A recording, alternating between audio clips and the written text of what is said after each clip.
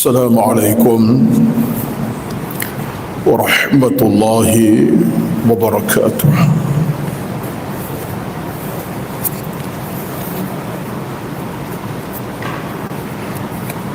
الحمد لله رب العالمين، والعاقبة للمتقين، ولا عدوان إلا على الظالمين. أشهد أن لا إله إلا الله وحده لا شريك له، وأشهد أن محمدا عبده ورسوله، صلاة وسلاما على حبيبنا المصطفى صلى الله عليه وسلم وعلى آله من اهتدى. ربنا افتح بيننا وبين قومنا بالحق وأنت خير الفاتحين. اللهم زدنا علما نافعا ورزقا طيبا وعملا متقبلا. اللهم أحسن عاقبتنا في الأمور كلها، وأجرنا من خزي الدنيا وعذاب الآخرة.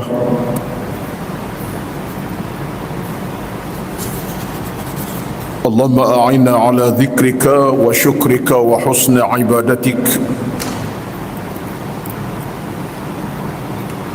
اللهم انصر إخواننا المسلمين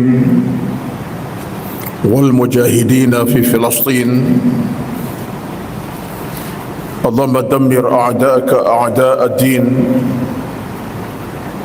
لا سيما الكفار المستعمرين الغاصبين المعتدين الظالمين. اللهم بدد شملهم وفرق جمعهم وشتت كلمتهم وزلزل أقدامهم وسلط عليهم كلبا من كلابك يا قهار يا جبار يا منتقم. حسبنا الله ونعم الوكيل، ولا حول ولا قوة إلا بالله العلي العظيم. اللهم رب اشرح لي صدري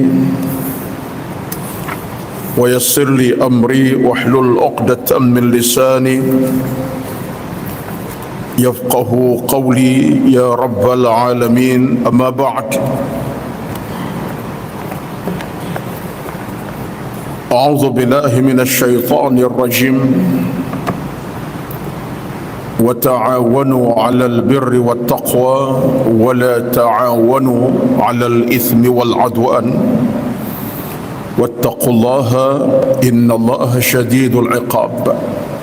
Sadaqallahul azim, yang bermaksud, dan hendaklah kamu bertolong sesama kamu, bertolong-tolongan sama kamu di dalam perkara kebaikan dan bertakwa. Janganlah kamu bertolong-tolongan dalam melakukan dosa dan permusuhan. Dan bertakwalah kepada Allah, sesungguhnya amat besar siksa Allah sesiapa melanggar perintahnya. Sadaqallahul azim. Surah Al-Maidah ayat yang kedua. Dihormati berbahagia Al-Fadhil Datuk Pengerusi dan kuasa pengurusan Masjid At-Taqwa dan seluruh dan kuasa pengurusan masjid, Al-Fadhil Tuan Imam yang bertugas pada hari ini, Tuan Bilal dan seterusnya, yang dikasihi dan hormati seluruh kehadiran para jamaah Jumaat, tuan-tuan hadirin yang dirahmati Allah sekalian. Pertama-tama, alhamdulillah, marilah sama-sama kita merafa'kan kesyukuran pada Allah Subhanahu wa taala kesempatan berkat ini Kita berada di hari yang penuh kerahmatan, hari Jumaat. Satu hari yang penuh dengan kemuliaan dan keistimewaan. Mudah-mudahan kita mencapai segala apa yang Allah janjikan kepada kita pada hari ini. Setiap mohon keampunan akan beroleh keampunan. Setiap amal kebaikan kita lakukan akan diganjari dengan pahala yang besar. Dan setiap zikir, tilawah kita, sebab ada zikir dan bacaan Quran kita akan Allah ganjari dan pahala yang melimpah ruah. Setiap doa yang kita kumandangkan dengan harapan yang begitu tinggi menggunung kepada Allah, dalam banyak perkara kita pohon akan dikabulkan Allah Subhanahu wa ta'ala semuanya, tanpa satu pun tak akan ditolak oleh Allah Subhanahu wa ta'ala. Itu keyakinan kita. Itu jaminan yang berada pada hari Jumaat yang berkat ini, yang pastinya itulah saat kita tak tunggu sekali dalam seminggu. Jumaat yang lalu kita telah dapat menikmatinya. Jumaat hari ini kita pun dapat menikmatinya. Akan datang, wallahu a'lam, kita tak tahu apa keadaan kita. Justru tuan-tuan sedang hadirin sekalian, keutamaan kita dalam hidup ini pastinya ialah menyempurnakan ibadat kepada Allah Subhanahu wa ta'ala. Itu yang paling utama sekali, beribadat kepada Allah. Itulah tugas kita yang paling besar, sesuai dengan apa yang Allah sebut dalam Al-Quranul Karim, wa ma khalaqtul jinna wal insa illa liya'budun. Dan tidak aku ciptakan jin dan manusia, kata Allah, melainkan tujuannya untuk mengabdikan diri kepada Allah Subhanahu wa ta'ala. Alhamdulillah, sampai saat ini kita dalam suasana sedang mengabdikan diri kepada Allah Subhanahu wa ta'ala. Hati khusyuk, air mata tumpah, bibir berucap dan mengucap sesuatu, mata melihat dengan penuh keinsafan. Semuanya berfungsi melalui ibadat kita kepada Allah Subhanahu wa ta'ala. Ini suatu rezeki yang paling besar. Batulah maka kata Al-Imam Al-Ghazali rahmatullah, sesaat kita masih mampu beribadat kepada Allah, itu tandanya Allah sayang kepada kita. Allah masih beri kita peluang keemasan buat kita semua untuk mendekati dan merapatinya, taqarruban ila Allah azza wa jalla. Justru tuan-tuan sedang hadir sekalian, itulah di antara apa yang kita sedang nikmati sekarang ini. Di saat masa masih Allah berikan peluang kepada kita, masa waktunya, harus kesihatan pun sama. Mudah-mudahan kita dapat apa kita harapkan daripada Allah Subhanahu wa ta'ala. Yang keduanya, kita kena ingat bahawa perjalanan hidup ini satu perjalanan yang boleh Allah tamatkan bila-bila masa sahaja. Jam dan masa yang kita miliki, detik, saat ke minit, minit ke jam, jam ke jam, bahkan ke hari, ke minggu, ke bulan, detik-detik itu Allah boleh ambil bila-bila masa daripada kita. Allah boleh tamatkan bila Allah nak tamatkan. Itulah disebutkan Al-Imam Suyuti sebagai peringatan daripada Allah Azza wa Jalla kepada kita. Dalam Al-Quran Allah sebut dengan jelas, dalam Al-Quran Allah sebut dengan terang nyata. Contoh dalam surah Al-Asr, Allah sebut wal asri innal insana lafi khusrin. Sesungguhnya kata Allah Azza wa Jalla, demi masa manusia berada dalam kerugian, kecuali orang-orang yang alladzina amanu, orang yang beriman, wa amilus salihat, orang-orang jaga amal salihnya, wa tawasaw bil haqqi, dan hidup dalam berpegang dengan kebenaran, wa tawasaw bis sabri, dia sabar dalam urusan hidup agamanya. Batulah kata para alim ulama kita, Sekalipun Allah beri kita peluang, bagaimana peluang Allah beri, tapi itu adalah kehendak Allah kepada kita. Allah beri rezeki, alhamdulillah. Allah ambil balik hak dia, kita hanya ucap kalimah la haula wala quwwata illa billahil azim. Justru pada ini tuan-tuan sekalian, dalam kesempatan masa yang berbaki tak lama ini, hingga jam 12.65 tengah hari belum azan masuk kumandang waktu Jumaat kita pada hari ini, izinkan saya untuk menelaah beberapa perkara yang saya fikir dalam konteks muhasabah diri, al-muhasabatu an-nafsiyah, muhasabah jiwa kita bersama. Saya kira ini suatu peringatan buat diri sendiri, dan kesempatan itu saya kira kita boleh berkongsi perasaan, berkongsi hati dan jiwa berdasarkan apa yang telah disebutkan dalam ayat mula-mula tadi. Allah sebut dalam ayat mula-mula tadi, saya baca Al-Maidah, wa ta'awanu 'alal birri wat taqwa, hendaklah kamu bersaling bantu, tolong menolong dalam perkara kebaikan dan takwa.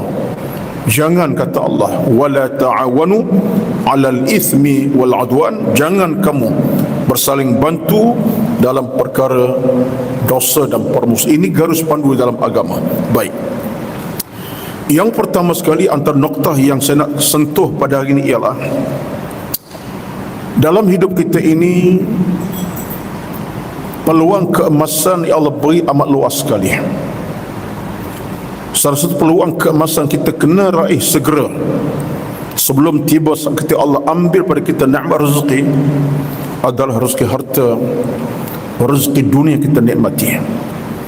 Maksud saya ialah dalam hubungan agama kita ni tuan-tuan, percayalah di antara satu nikmat paling besar ialah berinfak, menyumbang, memberi, bersedekah. Itu di antara satu amalan yang menjadi perkara utama dalam kehidupan beragama kita. Allah rakamkan dalam satu ayat daripada surah Al-Munafiqun ayat ke-10. Apa kata Allah Azza wa Jalla? Wa anfiqu mimma razaqnakum min qabli an ya'tiya ahadakumul mautu. Maksudnya, kata Allah Azza wa Jalla, berinfaklah kamu, menyumbanglah, bersedekahlah, berilah apa yang kamu ada daripada harta benda kamu sebelum datangnya kematian menjenguk kamu. Berinfak. Alhamdulillah, saya fikir di kalangan kita ramai yang faham tentang hal ini, tetapi menambah kefahaman, menambah kefahaman tentang hal ini amat wajib dan perlu. Kenapa? Kerana infak ini, kata Al-Imam Al-Hasan Al-Basri, adalah nyawa yang tidak akan pernah mati dan padam nyawanya walaupun tuan punya badan telah mati. Betul kita dalam hidup ini tuan-tuan, nyawa kita akan terhenti bila masa sampai. Sekarang mungkin, petang mungkin, malam kita mungkin akan mati. Tapi ada satu benda yang tak akan mati daripada kita, akan hidup berterusan sampai hari kiamat, iaitulah infak, sumbangan kita, derma kita. Jadi ini menunjuk kata Hasan Basri rahmatullah, melazimi infak, segera berinfak itu suatu kemanisan yang akan membantu kita untuk terus hidup dan hidup tanpa mati. Bukan kita tak mati, kita mati, tapi amal kita tadi akan sobor dan sobor sampai bila-bila. Apakah ini suatu perkara yang kecil? Tidak sama sekali. Sementarahan pula diriwayatkan daripada Al-Imam As-Sabuni, seorang ulama tafsir yang terkemuka, pengarang kitab As-Tafasir, menyatakan kepada kita bahawa bernafkah, nafkah berinfaklah, menyumbang, berinfak ini adalah satu amalan yang terbuka pada semua orang. Tak semesti orang kaya, yang tak kaya boleh menyumbang. Sekalipun tak banyak dia menyumbang, lillahi ta'ala, dianggap banyak oleh Allah Subhanahu wa ta'ala. Jadi ini kata As-Sabuni peluang kemas semua orang, tak kira siapa. Sekalipun dia seorang fakir, yang miskin, tak berharta, tapi dengan sumbangannya, walaupun tak seberapa, akan menghidupkan rezeki kehidupan sampai ke hari akhirat. Apalagi orang yang berharta, yang mewah, yang kaya raya, menyumbang konsistennya. Maka ini kata para ulama, satu amalan yang menjamin kepada kita kehidupan yang sejahtera, bahagia dan sentosa sekalipun kematian berlaku atas kita. Ini satu perkara. Saya tak nak bincang panjang sebab saya nampak 3-4 perkara pada hari ini. Maka yang pertama, marilah sama-sama kita berinfak di atas peluang-peluang masih kita dapati di kiri kanan kita. Tabung masjid, anak yatim, tabung ma'tafiz Al-Quran, tabung orang-orang dalam bencana, tabung Palestin, dan macam-macam tabung yang ada. Atas nama infak derma menyumbang itu, itulah nyawa kita akan memanjangkan rezeki kehidupan kita di alam sana nanti. Itu satu perkara.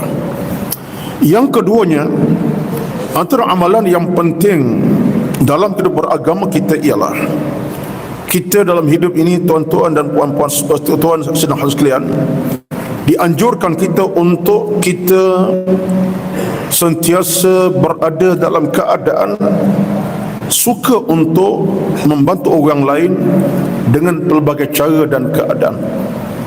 Di antaranya ialah kita doa kebaikan untuk orang lain, doa kebaikan untuk orang, supaya orang selamat, sejahtera, bahagia, tenang, jauh daripada musibah, daripada masalah hidup. Kita doa kepada mereka.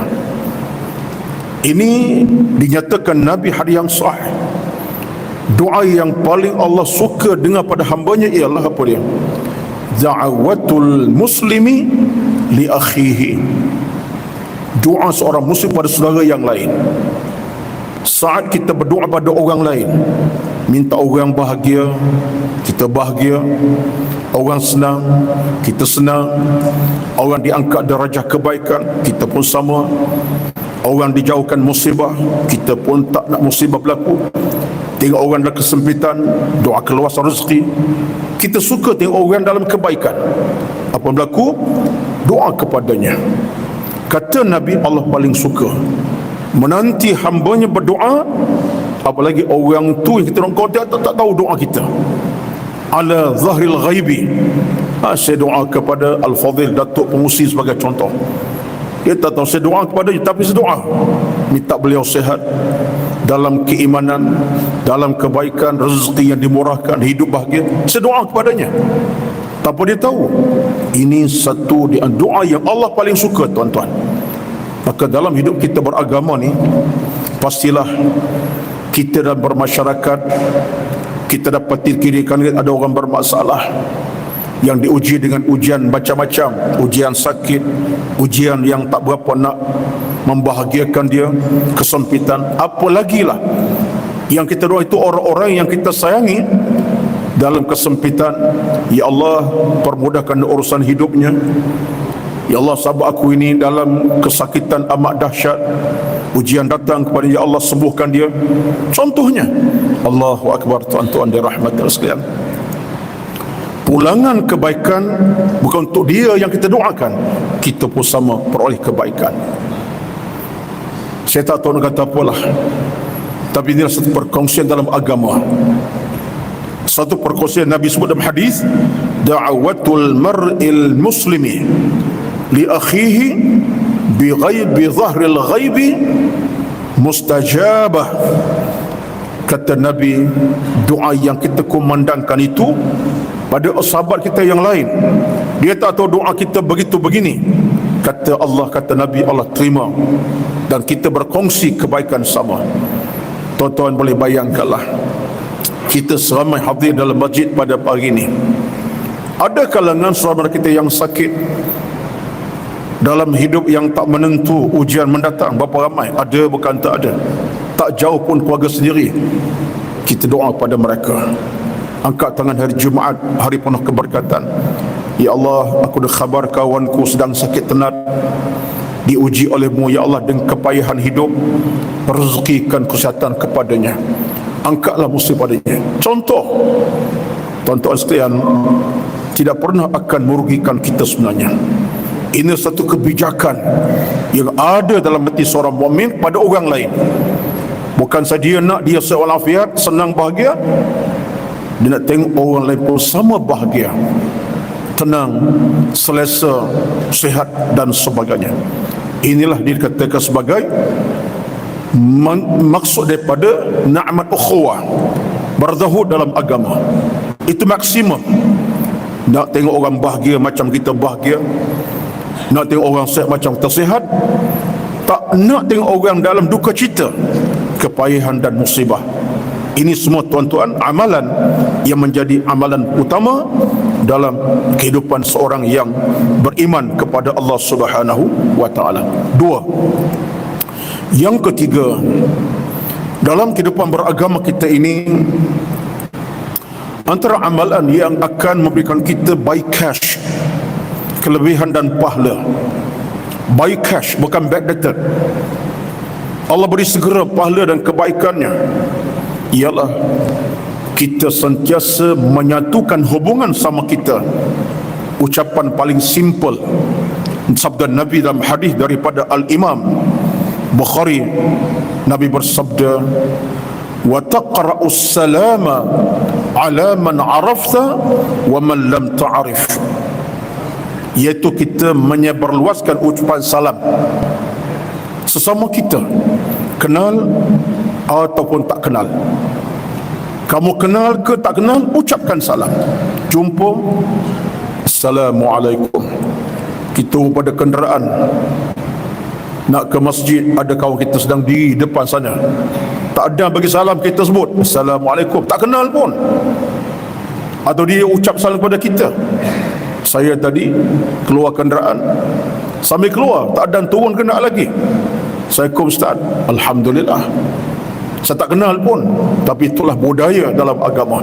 Saya jawab salamnya. Saya pun masuk tadi beri salam pada rakan kita duduk atas kursi tu, nampak macam letih, mungkin ada keonzuran, Assalamualaikum. Tuan-tuan, simple, tapi dalam agama ini semua merupakan amalan-amalan berikan kita paksi kesejahteraan, pasak keimanan yang kental, hati yang mulia, hidup yang diberkati Allah Subhanahu wa taala. Hal inilah disebutkan oleh Al-Imam An-Nawawi rahmatullah. Apalagi kata Imam Nawawi rahmatullah, membacakan ucapan salam, qiraatus salam, menyebut salam ini tak langsung ia doa yang akan disambut oleh malaikat. Rupa-rupanya ucapan salam kita ni tuan-tuan sama kita, tapi tidak. Ada pihak yang ketiga mendengarnya. Siapa? Malaikat Allah Subhanahu wa taala. Saya ucap salam kepada Tuan Imam, Assalamualaikum. Imam jawab, Waalaikumsalam. Ada pihak ketiga mendengarnya. Siapa? Malaikat Allah Subhanahu wa taala. Malaikat akan ulang salam kita dan menghadap Allah, hei hamba, hei wahai Tuhan, hambamu mengucapkan kesejahteraan sama mereka, berikan mereka kesejahteraan. Seolah malaikat akan tolong bantu kita untuk beroleh keselamatan di sebalik ucapan salam tersebut. Maka ini tuan-tuan, akhlak dalam agama. Simple, tetapi cash Allah beri rahmat, pahala, keredaan, kerahmatan, keselamatan, keamanan dan kebahagiaan. Inilah suatu dikan yang diajar oleh Nabi dalam hadis yang saya bacakan tadi, wa taqra'us salama ala man arafta wa man lam ta'rif. Kamu kena tak kena ucap salam. Bawang kita ni biasanya penyakit yang berlaku, dah tak kenal, tak ada apalah, tengok saja. Kenal, dia jauh lagi 1 kilometer dia ucap salam sebab kenal, contohnya lah. Tapi kita tak kenal, sisi bahu. Tak, itu kan akhlak agama. Akhlak agama ialah salam disebarkan, diucapkan, diterima, dijawab, sekalipun kita kenal tak kenal orang itu. Ini semua ucapan-ucapan kesejahteraan, ucapan keamanan dan kebahagiaan. Apalagi kata guru kami, orang bagi salam kita orang yang alim, orang yang Quran di dada, orang jaga ibadatnya, sekalipun dia tak nampak orang hebat, tapi dalam ilmunya ada kehebatan, ahli Quran, ahli ibadat, orang simple tapi orangnya ada kekuatan ilmu di dadanya. Ucap salam atas kita, kita jawab. Ketika itu banyak kelebihan kita akan dapat. Sebab ucapan salamnya ada barakah dengan ilmunya, dengan imannya, dengan takwanya. Jangan kita pandang lekeh. Boleh jadi ada seorang bagi salam kepada kita, bagi salam kepada kita, siapa orangnya? Duduk di pam minyak, duduk dalam keadaan menjual kepuk lah biasanya kepuk minyak ni. Jual kepuk, duduk kepuk 5-6 bungkus. Orangnya tua nampak, tak ada apa-apa lah, jalan kaki, pikul kepuk, duduk sampai minyak. Tengok kita, Assalamualaikum, jawab. Kita tak boleh jangka dia jual kepuk, tapi dalam darjah Quran, duduk dengan zikir, sebanyak tahajud tak tinggal, duha dia tak pernah tinggal, duduk dengan bacaan Quran, surah Yasin di bibir. Wujud dia dalam hidup menjaga ibadat. Orangnya simple begitu, tapi orangnya ada ilmu, ada iman. Kelebihan menanti kita tuan-tuan, jawablah. Ini tak, bila dengar tu, siapa pula kawan ni, orang tu mana pula ni, jawab. Ketika itu ada barakah menanti. Ini semua di antara benda-benda yang datang by cash kepada kita. So ucapan salam ini kalau ikut kepada Yahya bin Mu'adz, seorang tokoh daripada ulama salafun as-salih, tokoh tabi'in, Yahya bin Mu'adz kata, assalam itu doa yang tak langsung. Sebab bila ucapan Assalamualaikum dikumandangkan, itu ucapan apa tu? Doa tu. Doa tu. Salam sejahtera atas kamu, engkau selamat, engkau bahagia, engkau dalam keadaan tenang. Salam itu keselamatan. Itu doa. Doa tuan-tuan. Bila doa begitu rupa keadaannya, kita sambut Waalaikumsalam. Itu menunjukkan kita berkongsi perasaan, kelebihan. Di sebalik ucapan salam kita komandang. Boleh jadi kita sakit, boleh sembuh. Ya, kita tak tenang hati, tenang hati. Ucapan salam itu sebar ke semua. Itu yang ketiga. Yang keempat yang saya nak sentuh ringkas pada hari ini sebagai satu peringatan bersama dalam kita hidup ini, satu kepastian, kemestian, kewajipan kita jangan tinggal, dan memang jangan tinggal sebelah. Kita kukuhkan kekuatan hati dengan kita berdoa kepada Allah Subhanahu wa taala, bukan berdoa untuk orang tadi. Yang kedua, doa kepada Allah dalam hati jiwa kita untuk kebaikan kita sendiri. Sebab ini yang diangkatkan oleh Al-Imam An-Nawawi dengan menyatakan bahawa setiap orang kita ini tuan-tuan ada hak untuk doa untuk dia.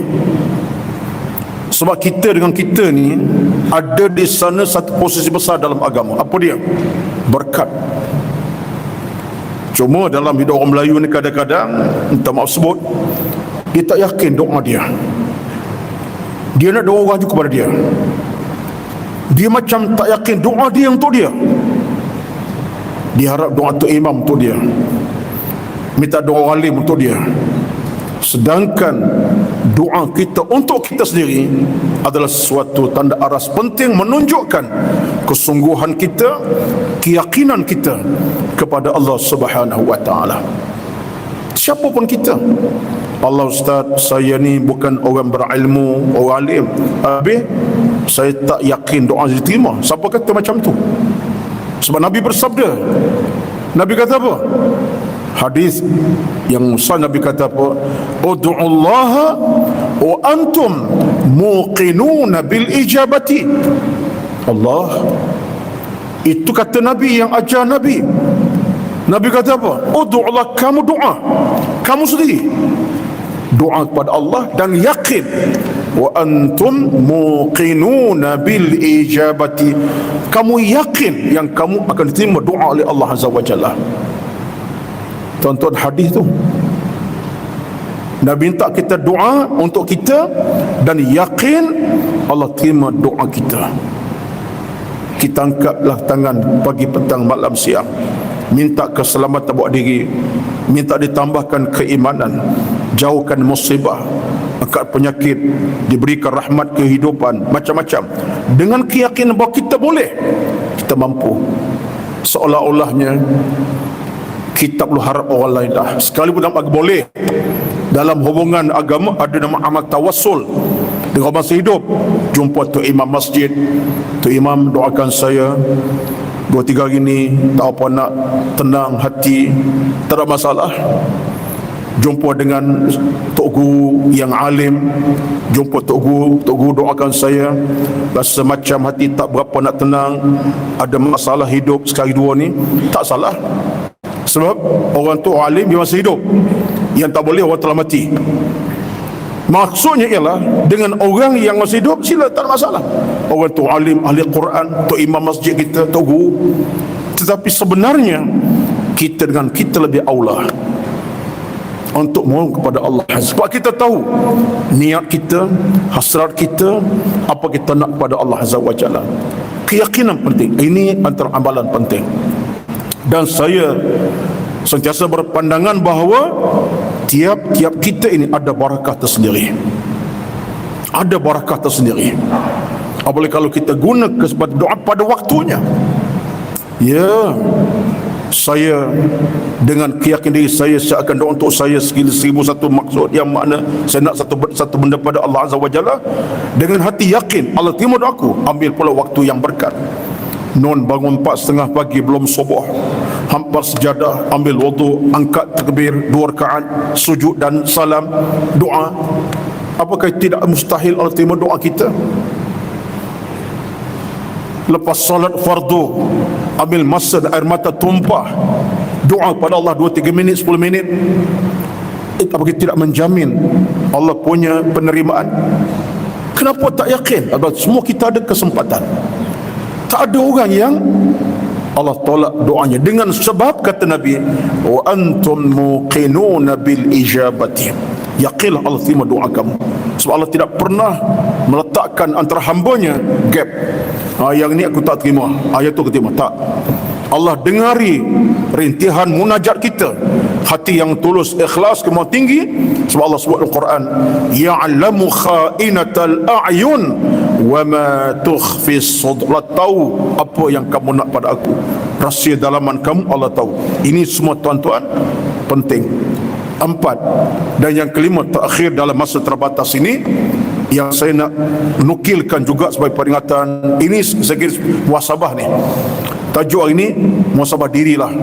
Untuk tajuk kita ini muhasabah diri. Yang kelima, tuan-tuan hadirin yang dirahmati Allah sekalian, menjadi satu keutamaan kepada kita hidup ini ialah kita sebenarnya sentiasa mesti letak dalam kotak pemikiran kita, ialah benda ni nampak macam berat, tapi itulah kenyataannya. Sebab inilah merupakan diary hidup kita yang tak boleh kita tanggal pada kehidupan kita. Tiap kita, setiap masa waktu apa dia, kita boleh saja meninggal pada bila-bila masa sahaja. Ini nombor 5. Apa cerita pula ustaz ni nampak berat ni? Ya berat, tapi hakikatnya ialah kita kena letak dalam hati nurani kita, tak kira siapa pun kita, bila-bila masa kita boleh angkat nyawa oleh Allah Subhanahu wa taala. Apa hujahnya? Hujahnya secara Al-Quran pun ada, secara nakli ada, akli pun ada. Nakli Al-Quran sebut, apa Quran kata? Kullu nafsin dha'iqatul maut. Tiap bernafas akan mati. Satu ayat. Ayat kedua Allah kata apa? Nakli juga. Allah kata apa kepada kita? Aynama takunu yudrikumul mautu walau kuntum fi buruj musyadah. An-Nisa 78. Di mana berada kamu sekalipun, Allah boleh ambil nyawa kamu bila-bila masa. Duduk di mana pun kamu, siapa kamu. Itu nakli. Akli pula, kita tengok kiri kanan kita, dengar khabar dalam berita, baru usia 10 tahun meninggal lemas, baru usia 20 tahun tak menikah lagi, aksiden meninggal. Contohnya, muda lagi, tak berkahwin lagi, kecil lagi, macam-macam berlaku. Umur baru 45, anak baru seorang, sekolah rendah baru darjah 2, meninggal mengejut, sakit jantung. Siapa orangnya? Tak kuat kita, kawan kita. Kita dah umur 56, Adik kita umur 33 meninggal. Saya sendiri boleh sebutlah, 2 adik dah meninggal. Nombor 2, nombor 3 dah meninggal. Abang Longnya tak meninggal lagi, contohnya. Pergi dulu pada saya. Jadi semua ini menjadi dalil akli betapa hidup ini begitu sifatnya. Ada yang pergi awal bukan faktor dia tua, dia muda pergi awal. Ada meninggal awal bukan kerana dia bapa, anak dulu pergi, bapa masih awal afiat. Jadi semua ini berikan kita peringatan. Nombor 5, anggaplah isu kematian ingatan yang boleh membina keimanan kita, menginsafkan kita, menyebabkan hati kita makin insaf, jiwa kita makin mulia, akhlak kita makin kokoh, ibadat kita makin sempurna, iman kita makin padu insya-Allah. Dan ingatan kematian akan menjana akhlak yang terbaik, iman yang terpuji. Amin ya rabbal. Itulah 5 perkara hari ini. Ingat baliklah, tak nak ulang dah. Mudah-mudahan semua ini merupakan di antara amal harian kita semua, menjadikan kita dalam keadaan dirahmati Allah Subhanahu wa taala, dan rahmatnya diberikan Allah ketenangan, kehidupan yang berkekalan dalam keamanan, kebaikan. Amin rabbal alamin. Aqul qawli hadza astaghfirullahal azim li wa lakum wa lisairil muslimin wal muslimat fastaghfiruhu rahim. A'udzu billahi minasy syaithanir rajim. Bismillahirrahmanirrahim. Alhamdulillahi rabbil alamin. Wassalatu wassalamu ala sayyidina Muhammad wa ala alihi wa sahbihi ajma'in. Allahumma inna nas'aluka al-huda wat-tuqa wal-'afafa wal-ghina. Allahumma zidna 'ilman nafi'an wa rizqan tayyiban wa 'amalan mutaqabbala. Rabbana 'alaika tawakkalna wa ilayka anabna wa ilaykal masir. Allahumma ansur ikhwanana al-muslimin wal mujahidin fi Filastin. Allahumma ansur ala a'daina wa iyyahum innaka ala kulli shay'in qadir wa la hawla wa la quwwata illa billahil aliyyil azim. Rabbana atina fid dunya hasanah wa bil akhirati hasanah wa qina adzaban nar. Wassallallahu ala sayyidina Muhammad wa ala alihi wa sahbihi ajma'in. Walhamdulillahi rabbil alamin. Taqabbalallahu minkum, taqabbal ya karim. Assalamu alaikum warahmatullahi wabarakatuh.